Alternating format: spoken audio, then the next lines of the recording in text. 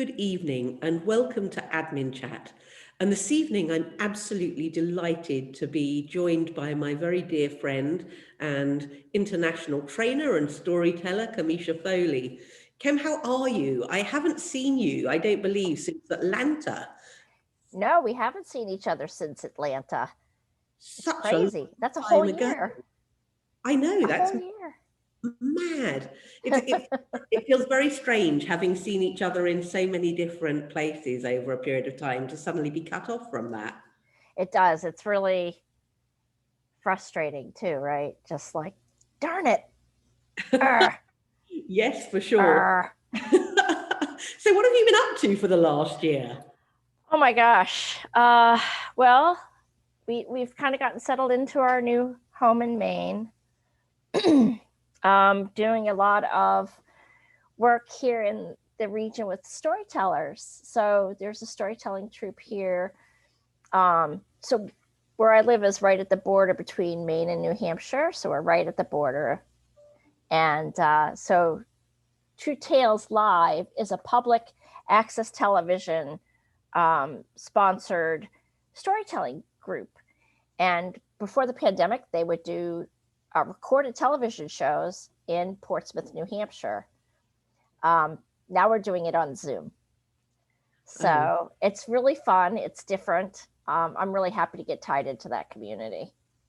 I'm doing some contract work too, like keeping myself busy and paid and paying bills and stuff. Well, that's kind of handy. I know Yeah, your background is very much from that storytelling background, isn't it? very much. Yeah. I'm not even the best storyteller in my family. My brother Bill is by far the best storyteller.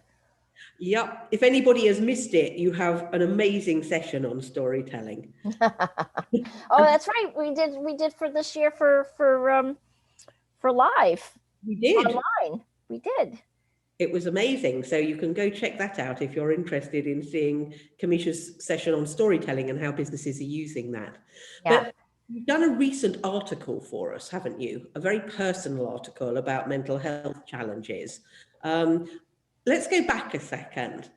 I know that we're seeing a lot out there at the moment. I mean, my timeline is certainly full of people who are losing their jobs or who are feeling uncomfortable or who are working from home. What are you seeing where you are?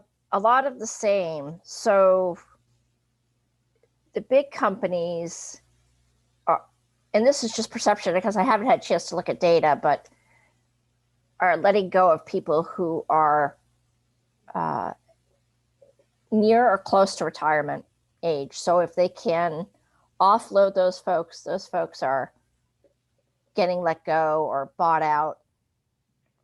What we find here is that as the companies cut back, that's really the first layer. And this happened in 2008 too.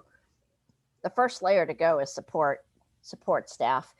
And the other thing that I see, although I'm not sure how they're phrasing it, is that employees of all job titles, right? If they're not able to make that shift, that change, and pick up the new way of work quickly, they're also being jettisoned because companies don't have time for those people to catch up.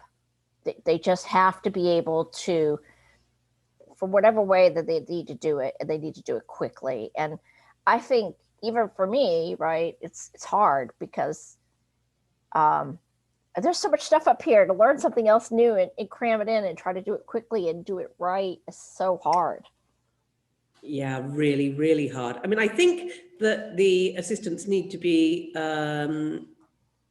kind of aware that after they had got rid of them, they suddenly realized that they needed them back. And I think to a certain extent, there will be that happen once we're out the other end of this. Absolutely. Absolutely.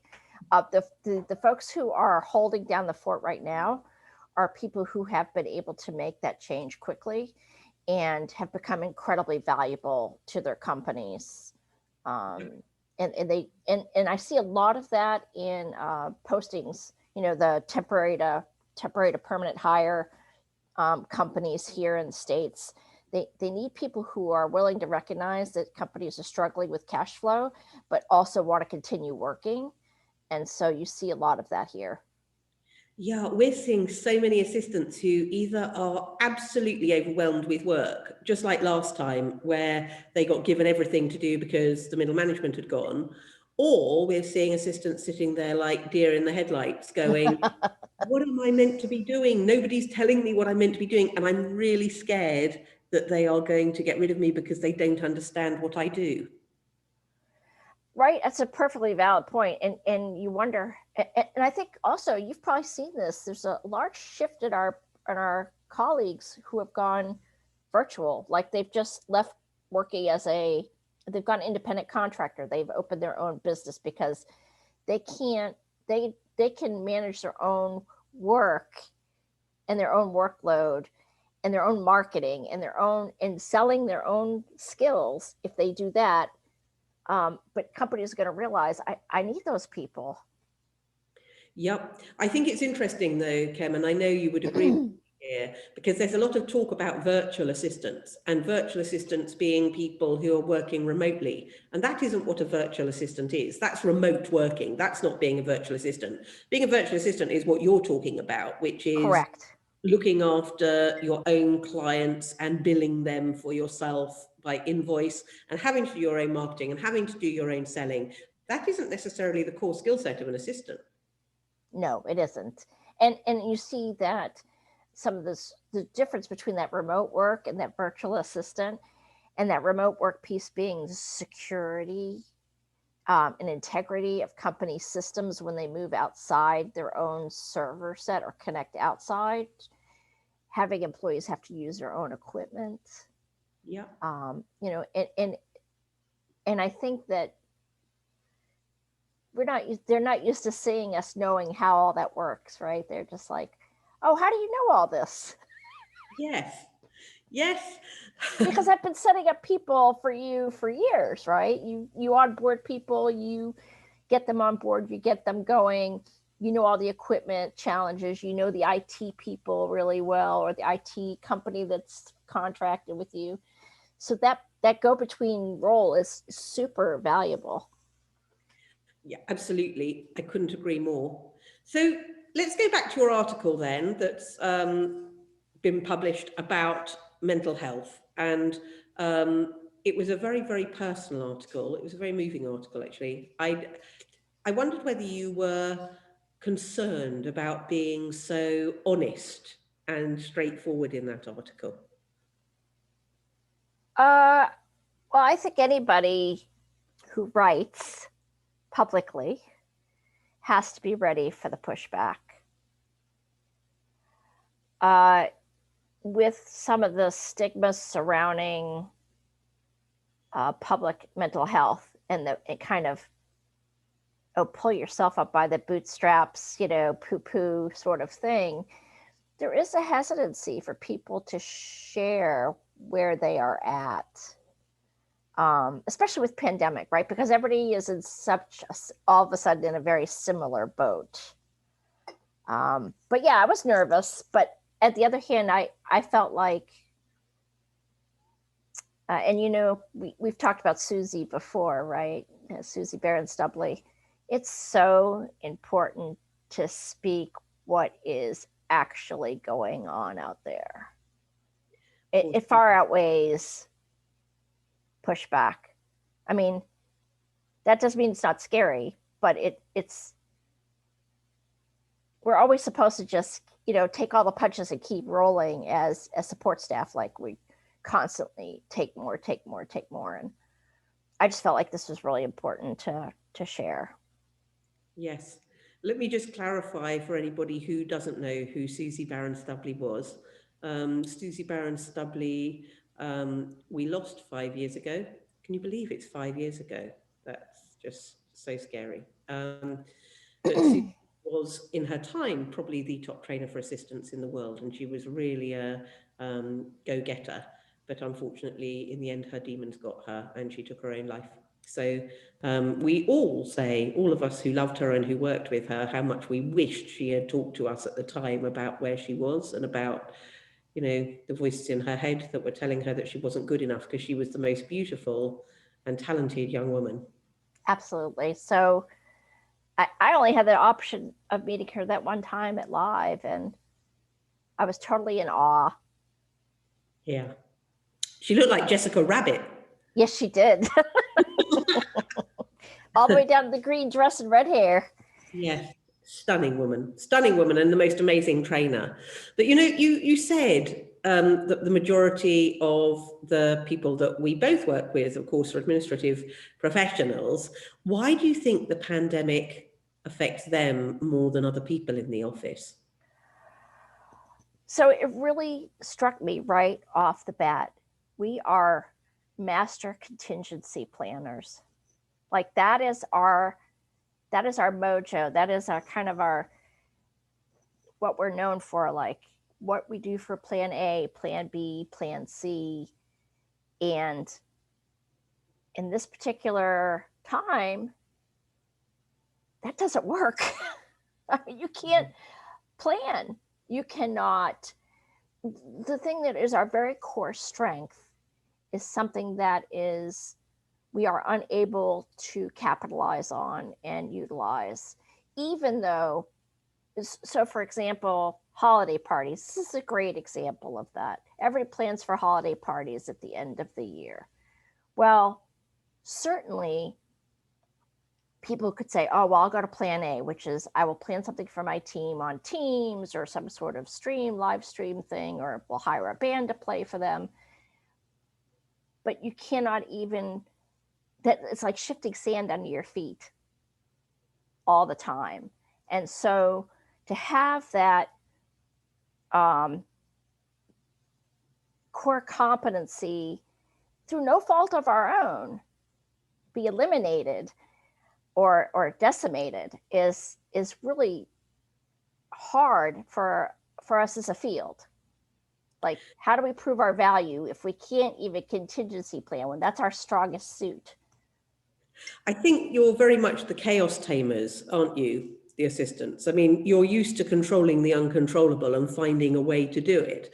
But this really is totally uncontrollable. I keep having to remind assistants that are really past it that actually you are trying to operate from home in a pandemic. It's not just working from home. Right. It's not even some of the normal tools that we would have on a workday basis where we would catch up with one of our colleagues. We would step away from our desk and go grab a coffee just to vent, right? And now everything is video. It isn't the same. We don't know necessarily how to explain that, why it's not the same, but it's not the same. That camaraderie is not quite as supportive as we need it to be. It's very strange, isn't it, Kemetia? I mean, last week I trained my new sales team and I had people in a room for the first time in 8 months. I got up and presented to them. I was so emotional, so emotional. I'm sure I would have cried. I'm sure I would have cried. Because of course we were social distancing, so they were sitting in different places in the room, and we had a photo at the end of the week where we weren't social distance, but here if you've been together for 7 days you're equivalent to being in a bubble, so they're kind of, well, if you're all right by now then you're probably going to be all right. But that first morning, getting up and actually training people face to face, it felt so overwhelming in a wonderful way, but very right. What do you think it's going to be when we go back?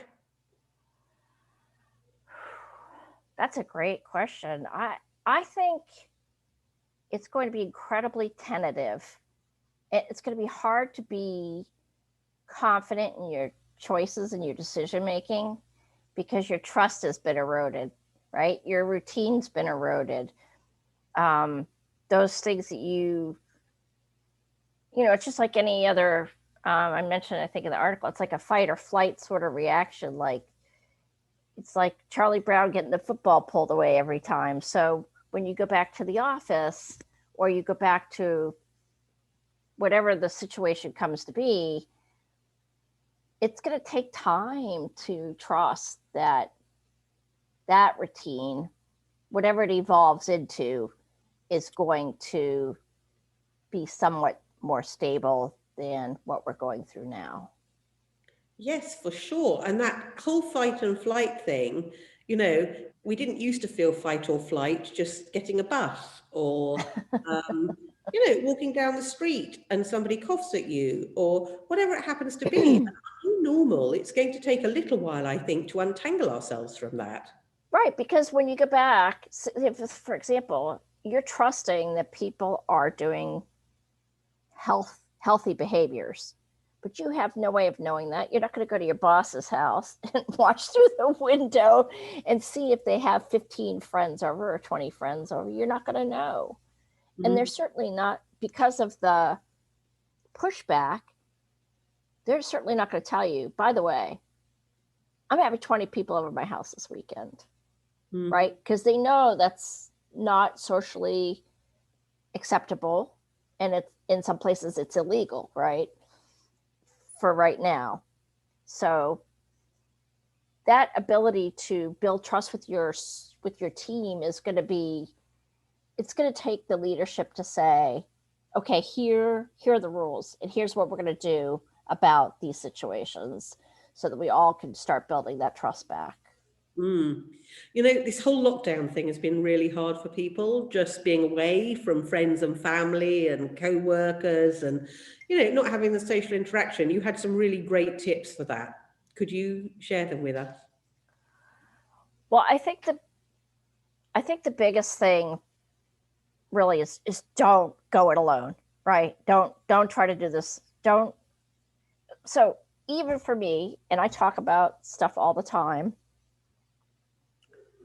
you feel like people get tired of hearing you, like you're complaining too much, like it comes across as a complaint or a whiny sort of thing. But that's not the case. So find somebody that you really trust, or if you're not sure, you can find somebody you really have that trust with. Go to a medical professional and have a conversation about how you're feeling, because feelings aren't facts, but they feel like they are. So don't go it alone. Talk to a professional, talk to a trusted best friend, and just be honest. Like I've said this on, I don't know how many videos that I've done in the last year. I can't cry. It is absolutely maddening, because we all know that when you cry, it releases a lot of endorphins and kind of resets your system. And I can't cry, and it's just so infuriating, But I talk about it a lot because I want people to understand that if maybe they can't cry, maybe they can't cry either. So talking about it definitely makes it less isolating, I guess. Well, I've suffered from my own mental health problems in the past, and my doctor said to me when I got really sick, which was back in 2010, you've got to stop putting this stuff into boxes, because sooner or later the boxes open and then you're going to have to deal with it then, probably all in one go. And the way to do that is to talk to people about it as you go along. And don't care if you think you're boring people to death. If people love you, they want to help. Right. I actually said to this contract supervisor that I'm working with, I said, I need you to, this was not out in front of the rest of the staff, but we were having a very serious conversation. And I said, at some point, I may just start crying for no reason, because I haven't been able to cry, and it's going to come out sideways somewhere. I know it, right? I know it's going to happen. And I said, I just don't want you to panic or think that I've lost my marbles. I will step outside to my car or the restroom. But I just wanted to give you the heads up, because I feel like I owe you an explanation when this, because I have no idea when it's going to hit, but I know it's going to hit sometime when I least expect it. Yes. It just gets overwhelming, doesn't it? And then something can be really small, and it can mean that you're very emotional about things. I mean, the other thing is, of course, these people right now who are in lockdown, who are trying to juggle working and looking after their children and looking after their husbands and educating their children from home and everything else. And there are various offices I've heard behaving terribly, appallingly, where, you know, bosses are saying, we need you on this call at 2 o'clock, and they're saying, well, I will be, but it depends somewhat how my 3-year-old is behaving. And they're saying, well, this is your job, you just need to be there. How do you deal with that? Yeah, so it requires like super communication, right? Like this super work on communication, but it also requires can you work with your colleagues? Like if you still have a team, like if you still have an admin team that you're working with, can you guys communicate about where your situation is at home and try to work out a plan ahead of time to say, look, can you take notes on this call for me? Because I have to do this at 2 o'clock with Teddy's teacher. I don't know. I think, you know, kind of that take a step back and realize that nobody knows how this is supposed to work. No. Even our bosses, right? Just because they're bosses or vice presidents or directors, they're just so used to doing what they've always done that Being told to do. being told to do, exactly. So they just expect everybody else to go along with that. And the risk, of course, is that you can, in fact, alienate your most valuable employees, whether they're admin staff or not, doesn't matter. They're just going to say, this isn't worth it because I have to take care of my family. And you find it particularly in organizations that say, we honor, you know, we want our employees to put family first, but then not so much, right? Yes. So I just actually bought a domain name, where do we go from here? Because so many people keep saying to me, where do we go from here? And so many assistants are writing to me saying, I've had it. I'm going part-time, or I'm going to change career, or I'm leaving this company, because actually they've suddenly realized how important it is to have that peace of mind and to have a happy family. You know, here in Spain, where I've just moved to, the pricing of all the properties is going up sky high because of the number of people moving out of the cities and moving here so they can be by the sea, so they can have the nature, so they can have the fresh air. And we're just making it all work in a very, very different way, I think. yes, I mean, it really is a work revolution, right? It's an evolution that nobody saw coming. Everybody saw the artificial intelligence issue, but maybe they didn't see this piece of it for sure, right? Yeah. I don't know. It's a very fascinating time, and we have the same issue here in Maine. We have all these people moving up from New York and Connecticut who had, some of them had second houses here already. And they're just like, well, I'm just going to move to this house and stay here permanently. And there's a little bit of bristling amongst the locals. They're like, no, we don't want you here. No. Well, this is what's happening here also, because where we are here in Javier, I think we've had 9 cases the whole of COVID. 9. And Wow. so when people say they're coming in from London or from Madrid for the weekend, they're like, no, no. You know, we're keeping this really under control. Thank you very much. We don't want people coming in from the outside right now. Right, exactly. Yeah. Yeah, but I feel like, we have an opportunity here as two people who have battled these challenges, right? We've kind of been through it, and we can look back and get perspective. And people who have been through some challenges, it's not a my challenges are tougher than yours kind of thing, right? It shouldn't be that way. It's not a competition. It's more of how can we help each other get perspective? How do we help each other? That's the point of talking to somebody else is get somebody else's point of view on it, because otherwise it just seems like the problem is so huge when in fact it may just be because you're, like you said, tired or hungry or incredibly lonely or overwhelmed or whatever. Yes, well, we have 2 members of staff who are at home, and for the longest time weren't allowed to go out at all. And, you know, that was very, very hard on them. For me, I just feel that it's important, if people are feeling overwhelmed, that they understand that that's okay. I mean, 1 in 4 people is seen as being what is classed as the worried well, you know, so which Hey, yes, right totally. there with you. Yes, totally. Which means that there are some times where I'm really not okay. But then I know, as you said, I have to check. Did I get enough sleep? Did I eat properly? Did I have too much to drink? What is it that I have done that has changed my biology or that isn't keeping me aligned? And these days, I self-medicate by saying, I'm going to bed at 9 o'clock tonight. Or, you know, I am only going to drink at the weekends. Or I'm going to go for a long walk so that I get some exercise, because, of course, as my son would say, that releases the endorphins. Or, you know, but there are things that you can do to self-medicate without necessarily having to go on medication. Right. I think one of the best suggestions I ever received was to plan something you can look forward to. So, like 99% of people are completely zoomed out, right? If they never see another video or have to do another video conference call again, they'd be perfectly fine.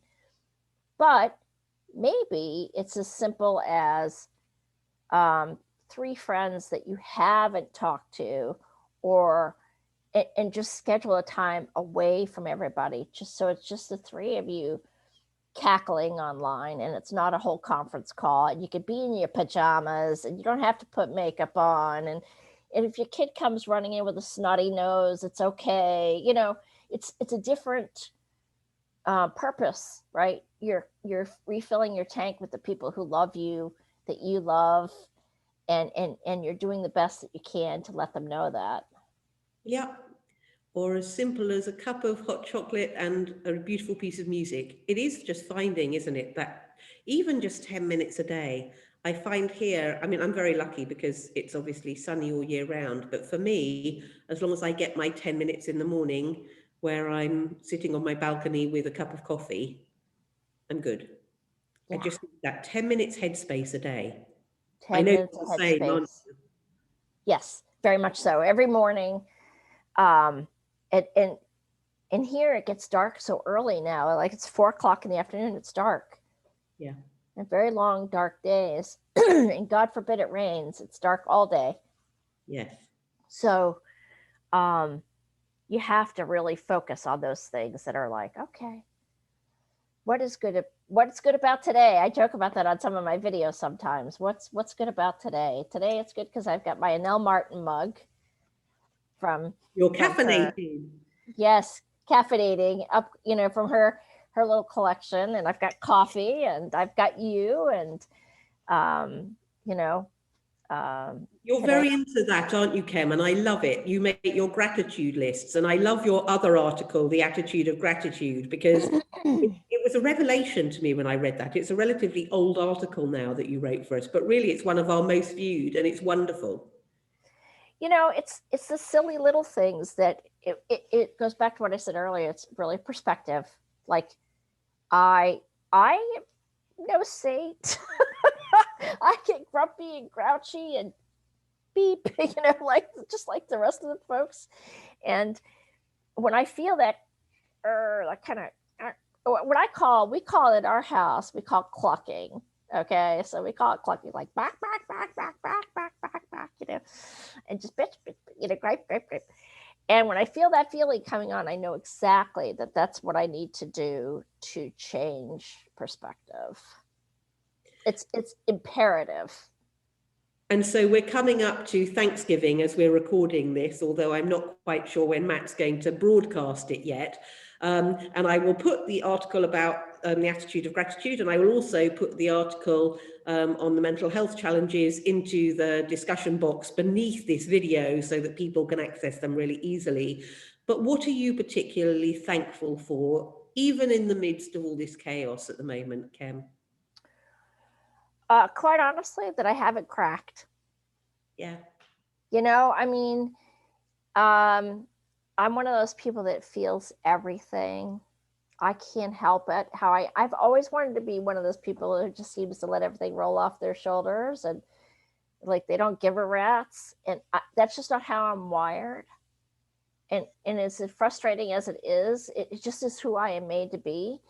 And so, um, between uh, move, a change, changing of positions, um, change of culture, because it's a huge change of culture here from Maine to DC. It's completely different, and our elections and the stress of that, because I care, right? Even though I know I can't control most of that, I still care about the outcome. And so not cracking and letting that be the thing that drags me into a deep depression. Like I could be the worried well. Yes. And not be in a full funk, flame out depression where I can't get up off the couch and I don't care anymore and I don't bathe. All of those things that happen when people go into serious depressive episodes. Yep. You have a lot of small things that keep you going as well, though, don't you? Because I see on your lists, and I heard her mewing earlier, Fiona is. Yes, Fiona just came back from her veterinary visit for her annual. She's 6 years old now, and she has to have some dental work done. Okay. I didn't even know that was a thing, but apparently it is. So, but she's good. So you're talking about the one thing in the morning that gets you going. And last night I was thinking about this. Was that last night? Or is that so early this morning? I can't remember. Right? This is the whole time blur for pandemic. We can't tell one day from the next. And I was sitting in front of our wood stove on a rocking chair, and she hopped up in front of me on my lap, and we just sat there in the quiet. Yes. And that moment was like, Yes. Yes. Animals yeah, have a great propensity to do that for you. right? Yeah. Yeah, yeah. So I really miss you. Yes, I miss you too. I miss you a lot. We But have it's, some carrying. We have some serious carrying on to do when we catch up face to face. oh, you had better believe it, lady. You had better believe it. And so, talking about what happens next, what's next for you? I know you've got a new website out, this Coffee and Courage. Um, Tell us a bit about that, because you stopped Office Renegade, which was your old handle, and you've moved to Coffee and Courage. What's it all about? Well, really brought on obviously by pandemic. Um, somebody asked me, what are the two things that are getting you through the day right now? And I said, coffee and courage. And so Coffee and Courage was born. And there are really three focuses on that site: health, humor, and happiness. And it's like, what are the three things that I'm focusing on that kind of support that coffee and courage, right? So humor, like funny stuff, funny comedians, like people put up, go check out this comedian on Netflix or whatever. Health, which I just posted a blog about today about how, it's been very hard for me not to eat my ice cream all the way through this last couple of weeks. And happiness, those things that bring us joy or bring us happiness, whether it's a symphony or a cat on our lap or walking on the beach with the people that we love. So I wanted to kind of just turn the focus on more on what are the things that are so that my job, my work, is not my sole focus of purpose, which it most certainly had become. And so I wanted to kind of change that approach to reflect that, I'm sure that the audience will absolutely love it if they go and take a look. I'm going to put the links to that and to your Twitter channel, your Twitter handle. Coffee with Kem. Coffee with Kem, exactly. Just underneath the video as well, so that they're able to contact you. Yeah, I think most people kind of know my story about coffee. So. Oh yes, you better tell it for those that haven't, though. Well, I'm just a coffee junkie. That's all there is to it. It was one of my highlights of my career to take Lucy to her first Dunkin' Donuts. It was a very good donut. Very good donut. And I don't do donuts, but it was very, very lovely. Yes, that was quite an adventure. That was a fun weekend. So listen, I'm going to round off the interview, but I'd like you to leave them with some words for those people who are feeling utterly overwhelmed at the moment. What do you want to say? Well, my first reaction is keep the faith. If you're somebody who is a person of faith, that's certainly really important. If you're not a person of faith, I would say just today, just deal with today. Just what do you got to do just for today? What is the absolute important thing that you must get done today? And then check it off. Like recognize the fact that even when you're feeling like you're not getting anything done, you are in fact getting things done. Be kind to yourself. Make sure you tell the people around you that you love them and what they mean to you, because remorse and regret are poisons. So that doesn't be my, just for today, just focus today. Sometimes just focus on the hour, right? Just like what am I going to do in the next hour? I'm going to finish this, or I'm going to go for a walk. Just that 1 hour. What are you going to do? When you break it down like that, it's a lot more manageable. Yeah, they say, how do you eat an elephant? One bite at a time, right? Right, exactly. Yes. Exactly. So I have to ask one quick question before we wrap. Oh, yes. Because we're watching The Crown here, season 4 in the United States. Oh, yes. What is your take on the portrayal of Diana? Now, I haven't watched the whole season, but do you think it's fair, or do you think it's kind of a little bit much? I can't really comment because I haven't seen it yet, and I'm really looking forward to seeing it. But what is fun and what is really interesting is that Patrick Jeffson, who was Diana's personal aide, is actually somebody that I have speaking for us on our speaking bureau. And I had a wonderful conversation with him last week, because I'm interviewing him tomorrow, in fact, for Von Lanthen's latest conference. Although watch this space, because he is coming to our audience very soon.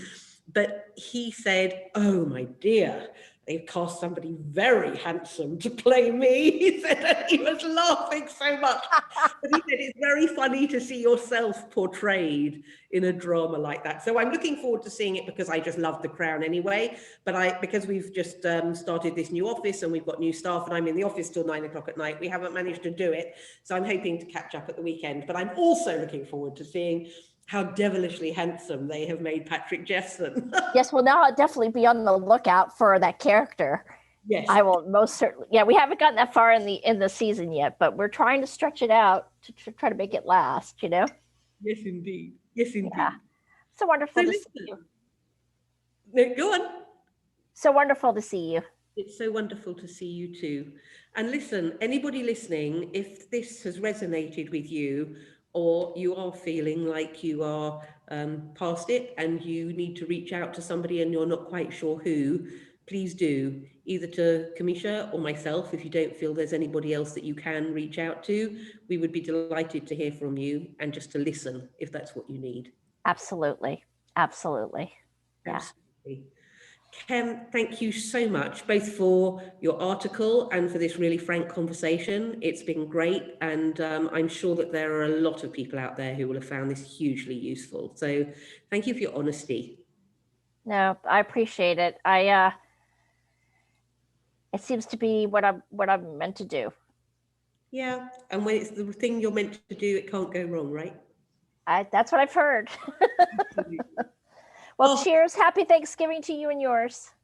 Thank you, and to you and yours, and really, really wonderful to catch up. Okay, I'll talk to you soon. Thanks, Kem. Bye. Bye.